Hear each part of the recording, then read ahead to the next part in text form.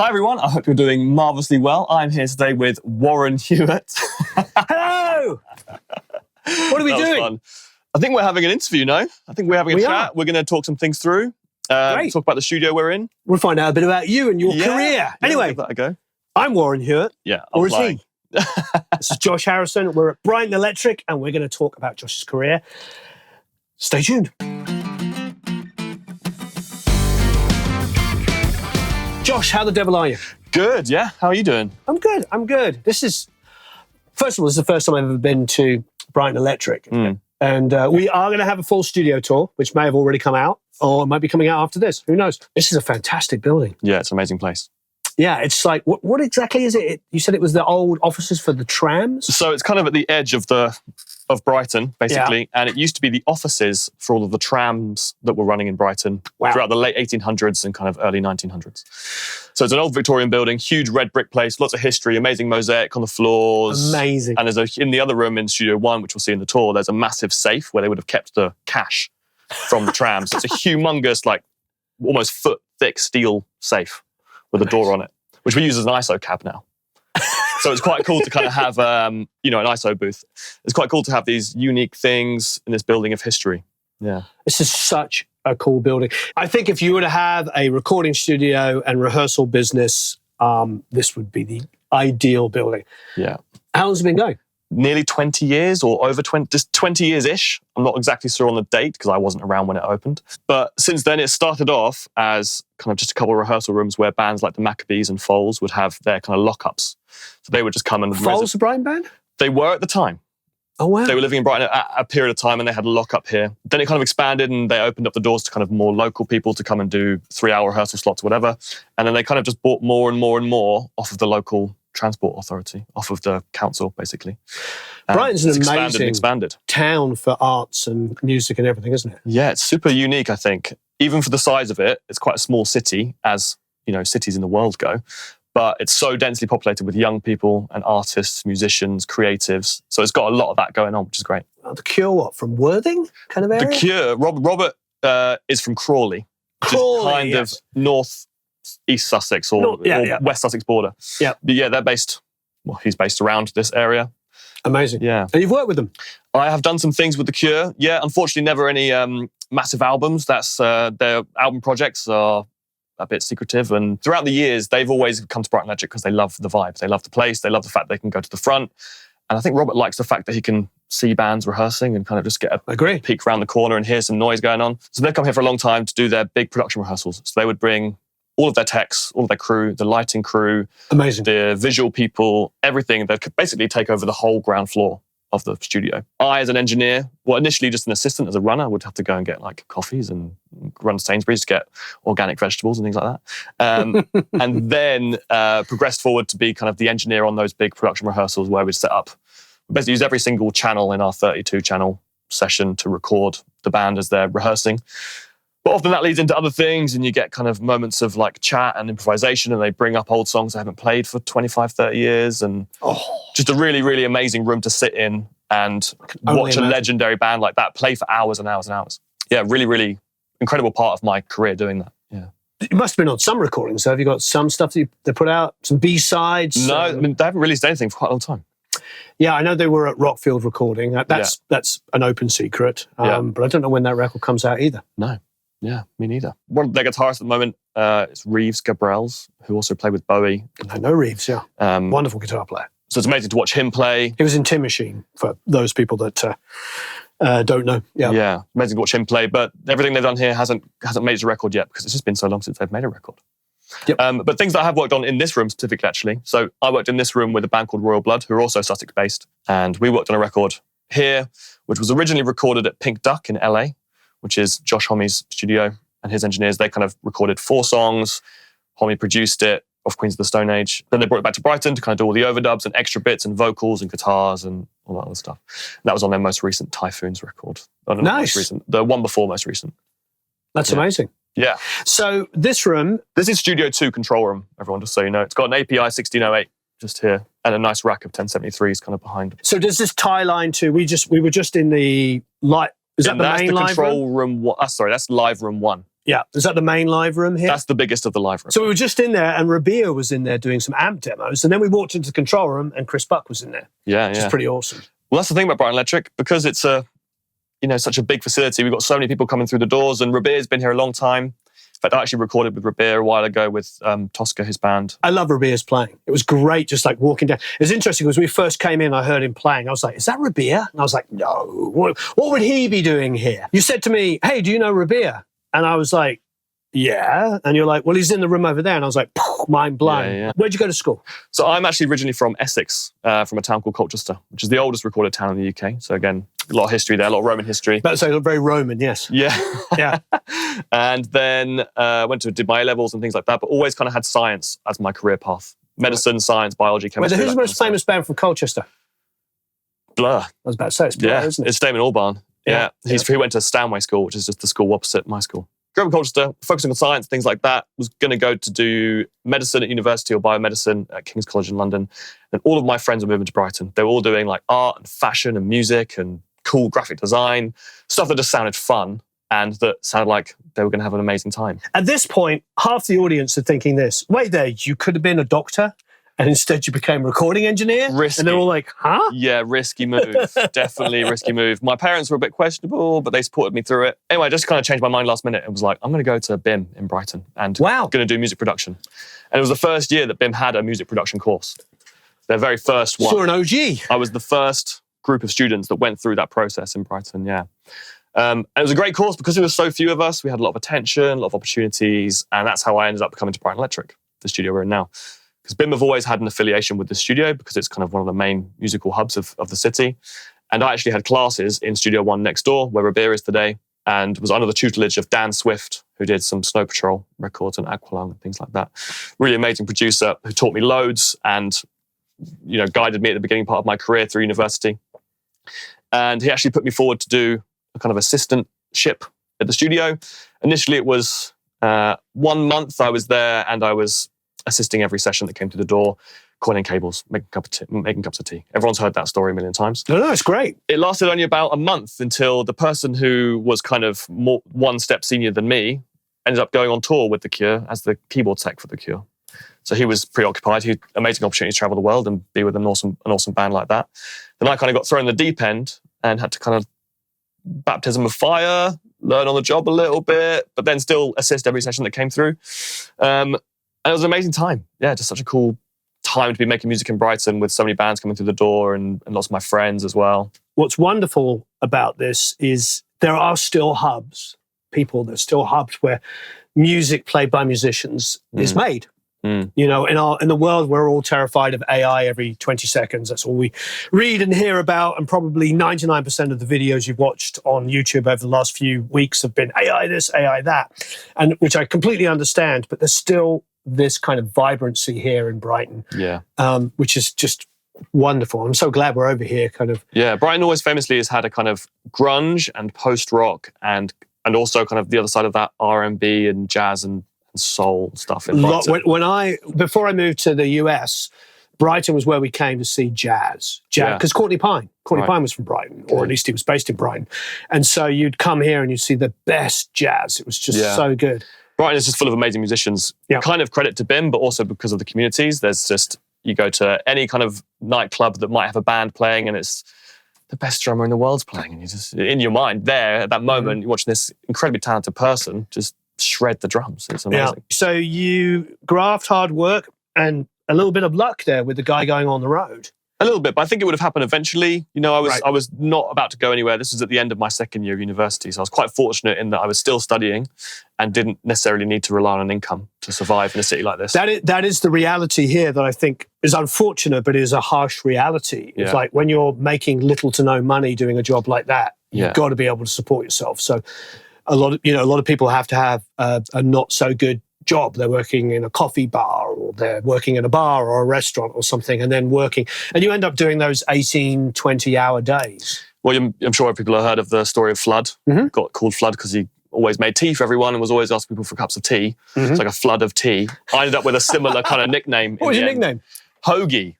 Oh, yeah. So a lot of people call me Hoagie. When I first started working at Brighton Electric Studios, I was still a student and managed to get away with not paying as I said, I didn't need much income.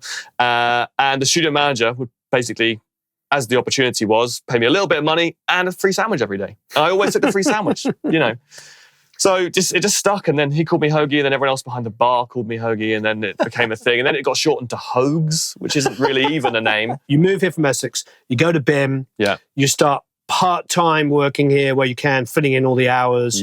One of the assistants goes on the road with The Cure. You get that opportunity. How long before you started engineering? A month, until people started coming to the door for sessions. I mean, actual engineering? Yeah. Oh, I thought you went from like runner to assistant. The person who left was an engineer. Wow. Mike Lord, amazing engineer, ended up going on the road with The Cure and left a kind of hole for sessions. A lot of these sessions were in-house sessions. I was assuming it was assisting. I thought it was runner to assistant. It was assistant to engineer. 3 months after I started working here, I was doing demoing sessions with Royal Blood for their second album. So it wasn't being cut to tape for release, but it was in this room, them in the other room, and we were just recording idea after idea after idea and getting as many things down. So it was definitely a baptism of fire. I had to really up my game, be a pro and represent the studio, be client-facing, kind of use my skills of working hospitality over the years as well, be like a nice person and accommodating and all that other stuff, as well as knowing the equipment and how it all works and plugging stuff in. I now am fortunate if I want to do a session and I can be the producer and have an engineer and have an assistant and maybe there's an intern, and that's all fantastic. But I will tell you, I go back to the sessions I did where I was the everything. And when I mean everything, I mean, those sessions. I was the producer, the engineer, the co-writer, the guitar player, sometimes the bass player, sometimes the bad drummer, and sometimes the bad keyboard player. 100% same. So when I did all those, I opened those sessions up and they are ridiculously organized. They're some of the best recordings I ever did because you're being put in this position of pressure and you just... Obsess is a strong word, but you obsess about doing every aspect well because you feel that pressure. Now I find when I open up sessions where I'm the producer and I've got an engineer and an assistant and whatever, it's not as organized. Yeah. It's not, I used to color code all of my files so that when you looked inside a Pro Tools session, all the drums would be one color, the bass would be another. Absolutely the same for me. Yeah, if I'm working on something, I think partially because you can enter a flow state where if you're doing everything, you can just go and you don't have many barriers. You haven't got... There's positives and negatives. Working collaboratively is so good because you get the best of people. Yeah. But when you're working more independently, then you can move faster, which means you can try a lot more things out. And at the end of the day, decisions kind of end with you. It's also good when you're young, because when you're young and your only responsibility is to yourself, you're not married, you don't have kids, that's your only thing you can think about. Well, yeah, there were many days of my life where I've spent 12 hours in this building for like 26 days in a row. Just obscene amounts of time being washed away before my eyes. But time I wouldn't change for the world, but just didn't see the sun for a month, I was thinking 12 hours is probably just normal, isn't it? It's normal. In this industry, it is normal. You have to put that kind of work in and you want to make it the best you can make it. Because at the end of the day, it's your name on that record. It's an interesting kind of dichotomy because people are always complaining about the quality of the music. But they're also the same people that will complain about having to work the long hours. Yeah. And to me, and you can attest to this, when you're working with great musicians, you don't know when the inspiration is going to come. You don't know when the idea is going to come. You don't know them fighting about something to do, which might lose 3 hours of your session. Means that it's 1 o'clock in the morning and you're finally doing that guitar overdub. Yeah. But everybody's like, I don't want to have to work those long. It's like you can't. That's the thing about the record making. You can't have it both ways. It can't be like I want to show up at 9 and go at 5 and also make Bohemian Rhapsody. Yeah. Exactly. I think it's because people don't see often what we do in the studio as work because we're often just chatting or experimenting. We're just listening to music, putting on, hearing stuff, and it doesn't feel like you're working. But all of those hours where you're just communicating with the band, learning more about their likes and tastes, and it's really valuable time. And then that gives you the moment where you can create something amazing because you've had that. I've always been so anxiety-ridden, that would be an understatement, that I don't really, when all that chatting and everything's going on, and I'm also, editing and cleaning up, and there's never really a moment where I'm not. That's when it's great to have an engineer. That's when it's great to have an engineer. Because then you can do you can entertain the band, you can have the conversations, and they can kind of organise all the files and things like that. Right. Another record we did in Studio One, which kind of had that kind of longevity to it, was with a band called Sea Power, or previously known as British Sea Power. British Sea Power, yeah. Yeah, we did. Great band. We did 26 days in Studio One to track their not most recent album, which I did do, but the one before that, which is called Let the Dancers Inherit the Party. And it was such a long album because every day we did 2 drum tracks in a day because we tuned every single drum to the key of the song. Yep. And every single, it wasn't always just played like a drum kit. Sometimes it was a cardboard box was the kick drum with like a ride over dub, and just the snare was a shoebox with a... I'm going to go back and listen to that record. Yeah, there's a lot in there. In fact, actually, there's a couple tracks on that album that are amazing, and you'll hear them because we recorded the drums in the entranceway of the whole building. Nice. Kind of wanted to go for levee breaks, stairwell vibe. Did you get that? Kind of too much. It's quite easy to get too much. live. Well, it's just the overheads have got it everywhere, but it's cool. It's a good sound. It's really bright. I think what people forget though, that a lot of that classic Kashmir levee breaks kind of drum sound was also a tape delay. Yeah, and like you're about to say, it's a Bonham's swing. playing. Yeah, it's such a swing. This is quite a straight part, so there's a lot of like high frequency reflections in the ride and hi-hats and stuff. Well, they use M160s, which of course, being ribbons, aren't quite as brittle at the top. What did you make? They would have been Coles, which would have been the same kind of thing. Yeah, actually probably even darker. Even darker, but M160s are obviously hypercardial because the back's closed off. Right. So Coles would have had the tops open to the to all that the figure of 8. ambience. So you got, but we did put mics at the very top of the stairs because there's more rooms upstairs as well. At the back. Nice. And that was fun. We had to wait till the building closes because it's a commercial functioning rehearsal studio and gig venue. So we had to wait till about midnight till the whole place shut. And then we ran cables all the way down from Studio One and a headphone box on Ethernet cable all the way down from Studio One, kind of like 20 meters of cable runs and set up and down there. Yeah, kind of a small rig. Obviously, didn't want to have a 10-channel drum mics for that kind of setup. How many mics did you end up using on it? At the bottom of the stairs, I think it was 8 max. Probably a stereo at the top, stereo overheads, kick, snare, hi-hat or something. There was no toms. So it keeps it kind of simple. Always get the stuff that you're not recording just out of the way. I think just having toms ringing out over everything when you're not even surprised you even had the hi-hat. So I always remember coming up in England, it was like, oh, we don't need the hi-hat. Snare lead. Or snare bottom and hi-hat are always the two things in the mix, I feel, where you record them and then you put them in and you don't put them in. Yeah. Or you just like a tiny bit. Also, when I started, like in the 90s, hi-hats were still considered to be like high-end and crispy. Yeah. Now I think we've gone back to that kind of classic sound for a hat. And there was just nothing worse than bringing up this... It's just like, why do I need that horrifically annoying high frequency? Yeah. I'm trying to get it out of the snare. Yeah. But why would I want more of it? You know, it's everywhere. But yeah, there's a lot of companies make kind of nice dark hi-hats now. And I've worked with bands even before where they've used 2 crash cymbals. The same size, like dark Ks stacked on top of each other. Crash cymbals, who famously use the crash cymbal for their hi-hat. Answers on the postcard, please. Yeah, I don't know if anyone's used rides yet. Or like a 22-inch ride. I'm sure it might sound a bit. A pair of 22-inch rides. Yeah. Some pasties. Bonham pasty rides. A lot of low end in that hi-hat. A lot of sub. Yeah. Get us up to speed. So British Sea Power, that was, we recorded that first album in 2016 came out. Then we did another album in 2018. That album came out in 2021 in the end. What about pandemic? Because now you're getting right up to pandemic. What was happening during that period? Well, just before the pandemic, the university that I studied at, BIM, reached out to me to ask me if I wanted to come back and do some teaching. You know, kind of teaching from my skill set of recording studio-based things and DAW-based skills and things like that. So I started off doing only just 1 afternoon a week at BIM teaching. And it found it really, really rewarding experience to be around young people, hear about new styles of music and kind of give something back, as you do. I'm sure you understand. Loved that. Kept the studio stuff on the side. Was still kind of very much in-house as the main in-house engineer producer here. And then I kind of had like a crossfade in my life, which, I kind of started doing a bit more teaching and a bit less in-house sessions. And that gave me the freedom to pick and choose the artists that I wanted to work with. Because when you're an in-house studio person, you just got to say yes to everything. Yeah. Often you don't have the choice. And whatever comes to the door, you record it, which is amazing for learning. I was going to say, an amazing opportunity to learn. Oh my God, I recorded reggae, metal, rap, rock, blues, jazz, every kind of genre you could imagine. I had music for games where people would just scream into a microphone. Did, Home and Away, the TV show, came in to do the ADR on the TV show stuff, and loads of crazy sessions, which was awesome. You sound like me. This is exactly what happened. I did that. I had a studio and I was just recording anything that came in through the door. Yeah, when you start, we want to do a quartet. And then we need to do a rap session. I remember my first rap session. And remember, this is in Los Angeles. Yeah. The control room wasn't much bigger than this. I had my Neve. And I would say from here back, and this is 10 feet, 3 meters, whatever, was 20 people. just jumping, Yeah, and just hyped. Yeah.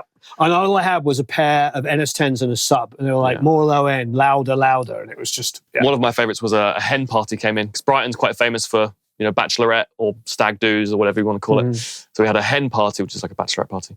They all came in the studio? In the studio. They wanted to come in. They wanted to sing ABBA as a big group. It was super fun. They put a little pink fluffy cowboy hat on me.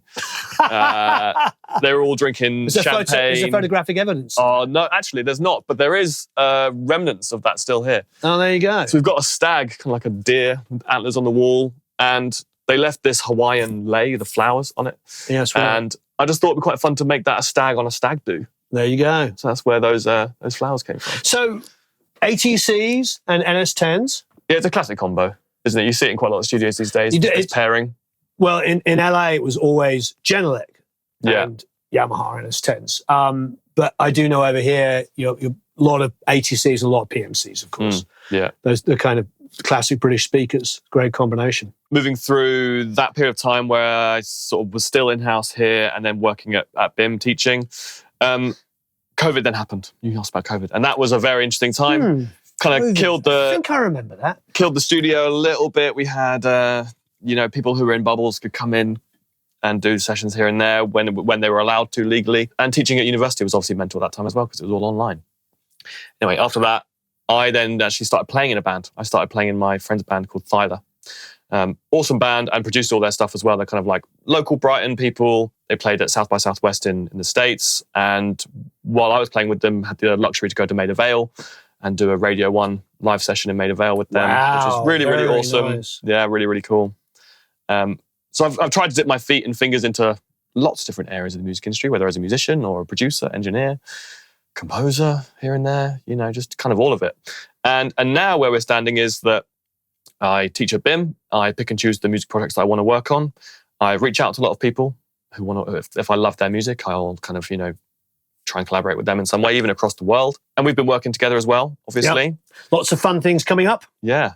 So it's been a busy time, but really, really enjoying it. So thanks ever so much for having us. This is absolutely superb. There will be links down below to the artists and the records you've made. I want to go back and listen to those CPAT records now. Yeah, do. I'll send the links over. Excellent. Awesome. So thanks. Nice one. Thanks, Warren. Thank you. Pleasure as always. Thanks, everyone. Leave any comments or questions down below, and we'll speak to you all again soon. Thanks. Thanks. So long. Farewell. Auf Wiedersehen. Au revoir. Adios.